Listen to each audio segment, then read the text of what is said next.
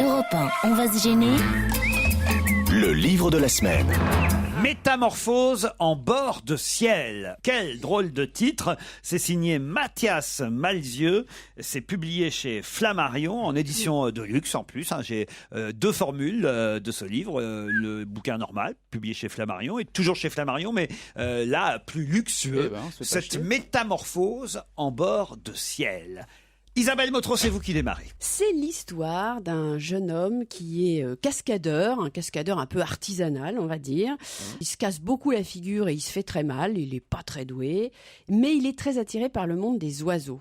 Et il se trouve que ce type, ça part assez bien, et d'un seul coup, il apprend qu'il a une tumeur qu'il appelle la betterave, une tumeur qui apparemment qui est située sur la colonne vertébrale. Donc il est à l'hôpital et il va s'échapper de sa chambre d'hôpital et se retrouver sur le toit où habite une créature qui est une femme oiselle, c'est-à-dire une femme oiseau, et qui va lui demander quelque chose de très spécial.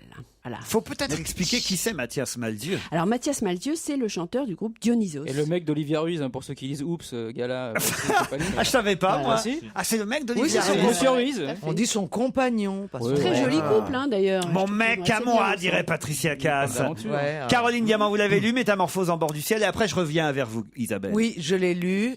J'ai trouvé que c'était magnifique. Honnêtement, je l'ai dévoré. C'est un livre qui fait pas beaucoup de pages. Ça m'a foutu un cafard à crever. Ah oui. C'est un homme qui a envie de s'envoler. Écoutez, honnêtement, j'ai trouvé ça très beau, mais je me suis demandé dans quel état devait être l'auteur, qu'est-ce qu'il a vécu pour écrire ce bouquin. Il y a une jolie poésie. C'est il y a des l'Icare jolies des temps modernes, en quelque Ouais, sorte. ouais, Vous l'avez ouais. lu de sa mère? Alors je vous avoue que je suis passé par des sentiments très opposés après avoir lu ce livre. En fait, dans un premier temps, j'ai pas aimé du tout, Laurent, mais vraiment pas du tout. Je vous explique pourquoi. Dans les premières pages du livre, l'auteur, donc Mathias Malzieu, évoque mon footballeur préféré, Michel Platini. C'est vrai. C'est alors vrai. il utilise une métaphore avec des oiseaux pour dire je les ai tous appelés Michel Platini. C'est bien d'avoir plusieurs Platini pour constituer une équipe. Donc moi je me dis enfin un livre digne de ce nom sur ce grand artiste du football. Et alors là, pardonnez-moi, mais j'ai trouvé cette biographie de Platini nulle à chier. Mais alors, vraiment, je pèse mes mots. Par moment, je me suis même demandé si l'auteur il connaissait quelque chose au foot. Alors, il se perd dans des évocations interminables sur les hôpitaux, alors que Platini a été très peu souvent blessé durant sa carrière. C'est ni fait ni à faire, c'est un vrai scandale littéraire. Bon. Et puis, comme je suis pas un garçon buté, je l'ai fait lire à un ami qui m'appelle le lendemain et qui me dit, tu sais, l'évocation de Platini et dans ce roman est anecdotique. Il s'agit en fait d'une histoire sur la lutte d'un homme contre la maladie. Et là, j'ai trouvé ça magnifique. J'ai trouvé ça beau, touchant, admirablement bien écrit, avec beaucoup de pudeur, sans pathos. Bref, je me suis régalé à tel point que j'en étais jaloux. Étant moi-même auteur, ça m'a renvoyé à la médiocrité de ma plume. Je suis tellement admiratif de la faculté qu'ont les romanciers à décrire les choses les plus simples de la vie avec grâce et poésie. Par exemple, pour décrire le jour qui se lève, Mathias Malzieu dit « La nuit retire son long manteau de velours nocturne et l'étend sur la corde à linge de l'horizon. » C'est magnifique. Alors que l'humoriste que je suis va dire « Tiens, il est 8h, je suis encore bourré de la veille, j'aurais jamais dû dîner chez Claude Sarraute. » Bref, tout ça pour dire que j'ai aimé ce roman presque autant que Michel Platini, c'est pas peu dire. Bravo. D'accord avec... Non, alors moi je suis désolée, je vais être un peu... vous n'avez pas aimé, vous, Isabelle?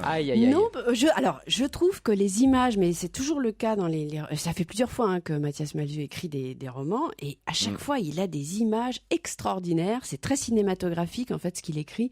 Mais voilà, moi les mots me gênent chez Malzieu. J'aime pas sa poésie qui est ce que citait Arnaud. C'est exactement ce que moi j'aime pas, quoi. C'est-à-dire je trouve c'est un peu mièvre, un peu comme ça, un peu des beaux mots. Moi, non. j'ai pas eu cette Mais sensation. vous engueulez pas, il y a plus grave que ça en ce moment, il y a déjà plein. Enfin, en tout cas, il n'en demeure pas moins que, effectivement, ce qui suscite comme image et l'histoire elle-même, effectivement, c'est très fort. François? J'ai une petite question avant de l'acheter ou pas pour le lire. C'est s'il appelle sa tumeur une betterave, comment il appelle le légume rouge qu'on mange de la mâche? Fabrice? Non, je vais le lire. Moi, j'aime bien ce côté, le côté poésie évoqué par Arnaud. Il abaise la femme oiseau ou pas? Eh ben, figure-toi que oui. Il se fait faire une plume. C'est chez Flammarion, ça s'appelle Métamorphose en bord de ciel. C'est signé Mathias Malzieu. C'est son 3e roman déjà. Et effectivement, c'est le chanteur du groupe Dionysos.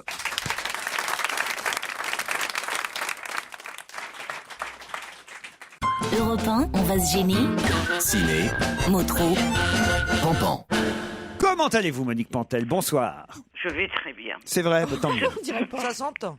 Ce matin, j'ai vu un dirigeable tourner au-dessus de mon immeuble. Ah oui, c'est le fameux dirigeable qui mesure la radioactivité autour de Paris. C'était prévu cette semaine et ça n'a évidemment rien à voir avec l'actualité. Et en plus, j'ai vu un clown, Warren Zavata, qui m'a tenu la porte du vide-ordure. Et les films dans tout ça, Monique Pantel? Eh ben, ça m'a fait rire. Le dirigeable et Zavata. Oui, d'accord. Et les films dans tout ça, Monique Pantel? Heureusement, parce qu'à une grande exception près, ils sont aussi sinistres, les films, que des croque-morts en grève de Corbillard. Ah. Alors, c'est pas marrant. Hein. Bon, commençons par le cadeau.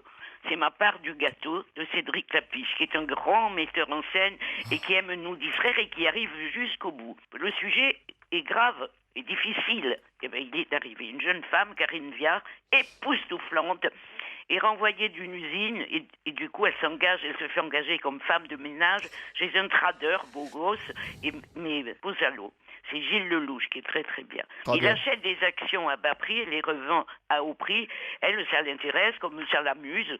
Il la paie bien jusqu'au jour où elle apprend que c'est lui qui a fait fermer son usine à Dunkerque.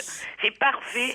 Allez voir ce film. Bon, alors Non. Alors, C'est dire ça. Pourquoi vous n'avez pas aimé, vous? Oh non, c'est caricatural. Oh, qu'est-ce que c'est caricatural toi-même. Mais non, mais c'est caricatural. Rien Moi, que j'aime bien Clapiche. J'ai vu des mauvaises critiques là-dessus et je suis surpris parce les que gens sont cons. Ah non, mais moi j'adore Clapiche. il paraît que Karine franchement. Viard est Elle est exceptionnelle. formidable et le film est très Non, distrayant en Karine plus. Viard est très bien, mais honnêtement, le scénario tient pas la route. Gna, doucement. gna, gna. Autre film de la semaine, Au bistrot du coin, un film de Charles Nemes avec Fred Testo, Guy Lécluse, Vincent Dezania. Ah, mais vous y êtes aussi, Arnaud de Samer, dans ce film en plus. J'ai très peur de ce Oui, que va par curiosité malsaine, j'ai voulu voir Au bistrot du coin qu'on n'a pas montré aux journalistes. Ah. Ils avaient raison.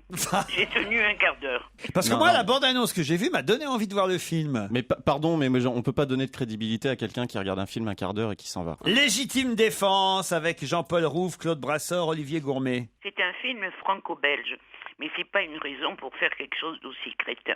Il y a des types patibulaires et pas sympas qui menacent d'enlever la famille de Jean-Paul Rouve, qu'on a vu meilleur dans d'autres films. S'il ne retrouve pas une mallette que son père a piquée en disparaissant, on va le torturer, sa femme et ses enfants et compagnie. C'est pas bon du tout. Bon, alors on oublie, vous l'avez vu, Isabelle? Oui, on oublie, oui. Ah, bah zut, alors vous êtes d'accord avec. Oui. Là, celui-là, au moins, on est sûr. Ah là là, Quand je elles suis sont d'accord. toutes les deux à dire faut pas y aller, faut Voilà. pas là, croyez-moi, faut pas y aller. Alors, On suis peut y aller pour d'accord avec Fabrice Monique. Eboué qui joue dedans quand même. Ah oui. Qui apparaît sur le générique de fin. Ouais. En fait, on a tous un petit rôle dans les films qui sont sortis cette semaine. le nouveau Ken Loach, Route Irish. Ah voilà. Ah ben celui-là, je l'ai pas vu. Bah, zut, alors quand même, c'est Ken Loach, quoi.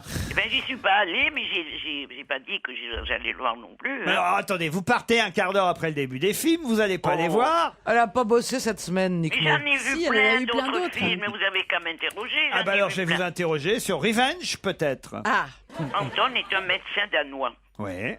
qui vit en Afrique. Son fils Elias, il vit avec sa maman au Danemark. Et c'est le souffre-douleur de son école. Quand Christian, un nouveau copain, arrive, il est sauvé. Ce copain qui est très perturbé quand même, il lui donne confiance en lui, il le défend contre les autres. Mais alors, comme il est un peu tordu, le Christian, il lui demande de fabriquer avec lui une bombe artisanale pour se venger d'un type qui a insulté le père de je sais plus qui. Moi, les critiques adorent, moi ça m'a passé. Tu l'as bien pitché en tout cas. Ah, vous nous avez donné envie, c'est fou. Ah oui. Revenge, vous l'avez vu, Isabelle? oui, moi j'ai beaucoup aimé. Ah, Dis-moi, est-ce que les gens y vont? Le public. Alors, les gens y vont pas trop encore. Merde, le dirigeable revient. Et ça tape à ma porte. Et il lâche de Ah, la dis-lui qu'il te loupe pas cette Et il fois. lâche, et il lâche de l'eau. Ça tombe bien, Monique, puisqu'il est temps de résumer ce qui s'est passé pour les films sortis mercredi. On peut dire que Monique Pantel vous conseille d'aller voir le dernier Cédric Lapiche, Ma part du gâteau, avec Karine Viard et Gilles Lelouch. Même si Isabelle Motro, elle, a beaucoup moins aimé. Isabelle, elle vous conseille plutôt d'aller voir Revenge, mais Monique vous dit « Ah non, faut pas y aller ». Bon, bref, alors débrouillez-vous avec ça. Et puis, tous les fans d'Arnaud de Samer iront un peu plus loin que les 15 premières minutes pour aller voir Au bistrot du coin. Peut-être un petit coup de promo sur un petit film qui est sorti. Je vous en prie. Ça s'appelle Rien à déclarer. Alors c'est un film. Voilà. Ça marchera jamais. Oui, moi je suis aussi, hyper content. j'ai une petite pièce qui cartonne qui s'appelle Parce que je la vole bien. Non, Je vais en parler parce que il se trouve que pendant les 2 prochains week-ends, je ne l'avais pas encore dit et là je peux le dire, je joue dans la pièce le vendredi soir et le samedi après-midi, donc profitez-en. On a rajouté 2 matinées exprès. C'est à quelle heure le samedi, Laurent? C'est pour savoir si je serais sorti pour le multifoot. À 17h samedi demain et samedi dans 8 jours. Merci Monique Pantel. Au revoir.